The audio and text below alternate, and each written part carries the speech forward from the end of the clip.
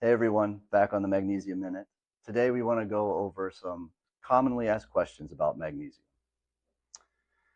That's right. We often get asked, what is magnesium? Well, magnesium is the lightest of all structural metals. It's got a density of 1.8 grams per cubic centimeter, and it's the eighth most abundant material in the Earth's crust, and even more abundant in seawater. So the next question is, where is magnesium found? You find magnesium in magnesium-bearing minerals in the ground, but even more abundantly in seawater, and removing it via a salination process.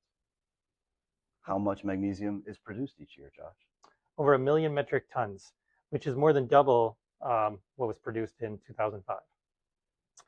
So what are the major benefits of using magnesium in your parts?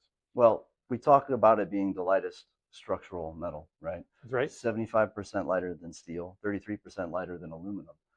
It's got a very high impact resistance to it, and we can design and cast very complex parts.